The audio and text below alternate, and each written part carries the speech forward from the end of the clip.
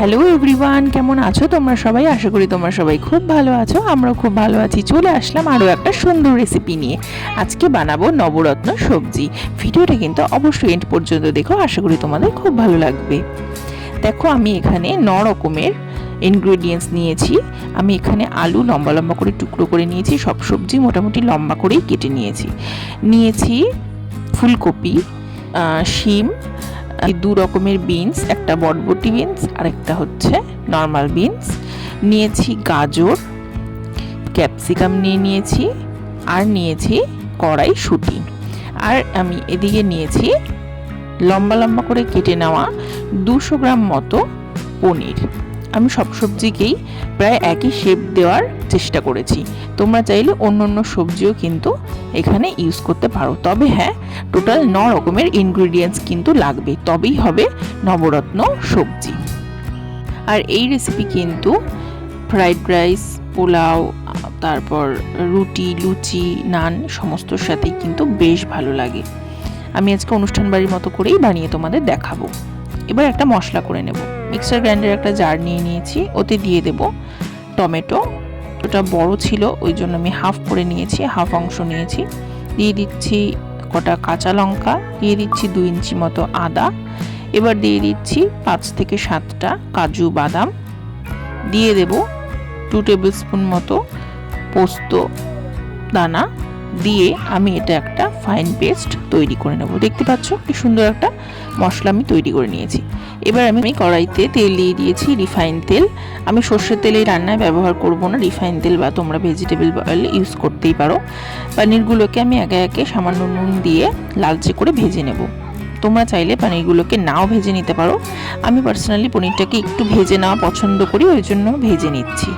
দেখতে পাচ্ছ বেশ গোল্ডেন মতো করে আমি পনিরগুলোকে ভেজে নিচ্ছি। ভাজা হয়ে গেলে একে একে সমস্ত পনিরগুলোকে আমি তুলে নেব।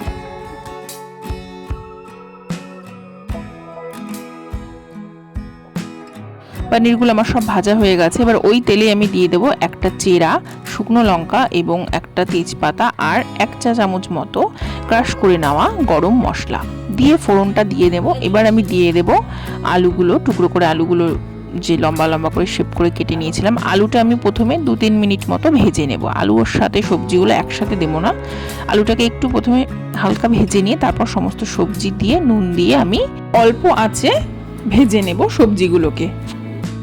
আমি 5 মিনিট মতো লো টু মিডিয়াম ফ্লেমে দিয়ে কভার করে দিয়ে সবজিগুলোকে ভেজে নেব। তাতে করে সবজিগুলো বেশ সুন্দর কালার হবে, আর পুরোটা সেদ্ধ হয়ে গলেও যাবে না, আর বেশ গোটাও থাকবে, আর গায়ে সুন্দর একটা রং চলে আসবে। তো দেখতে পাচ্ছ খুব সুন্দর একটা কালার কিন্তু চলে এসছে। তো এই স্টেজে আমি দিয়ে দেবো সম্পূর্ণ পেস্ট করে রাখা মশলাটা, এবং মিক্সার গ্রাইন্ডারের যে বাটিতে মশলা লেগে আছে সেই মশলাটা ধুয়ে অল্প জল কিন্তু আমি দিয়ে দেবো। ভালো করে মিক্সিং করে নেব।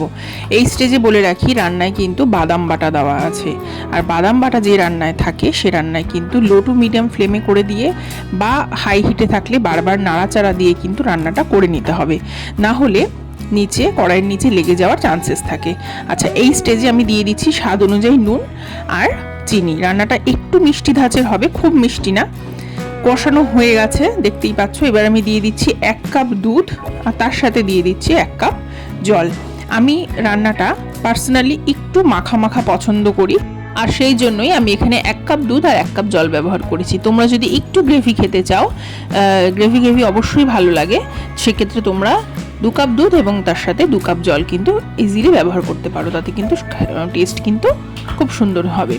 তো দিয়ে দিচ্ছি এই স্টেজে পনিরটা, এবং পনিরটা দেওয়ার পর ভালো করে মিক্সিং করে নেব।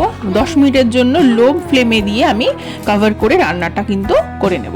তো 10 মিনিট পর ফিরে আসলাম। দেখো সুন্দর কিন্তু গ্রেভিটা একটু টেনে গেছে, যেহেতু আমি একটু শুকনো গ্রেভি পছন্দ করি এই রান্নায়। লাস্টে দিয়ে দেবো 1 চামচ গরম মশলা, 1 চামচ ঘি। ভালো করে মিক্সিং করে নেব। আবারও বলে রাখছি, তোমরা যদি একটু গ্রেভি পছন্দ করো সেক্ষেত্রে দুধ আর জলের রেশিওটা একটু বেশি দিলেই কিন্তু সুন্দর গ্রেভি হবে। তো তৈরি আমাদের নবরত্ন সবজি। ভিডিওটা কেমন লাগলো কমেন্ট করে জানিও, আর আমার ভিডিওসগুলো যদি তোমাদের ভালো লাগে তাহলে লাইক করো, আর চ্যানেলটা কিন্তু অবশ্যই অবশ্যই অবশ্যই সাবস্ক্রাইব করো। চলে আসবো পরের দিন সুন্দর একটা রেসিপি নিয়ে। ততক্ষণের জন্য তোমরা সবাই সুস্থ থাকো, ভালো থাকো, ভালো খাও, আনন্দে থাকো। তো আজকের মতো টাটা।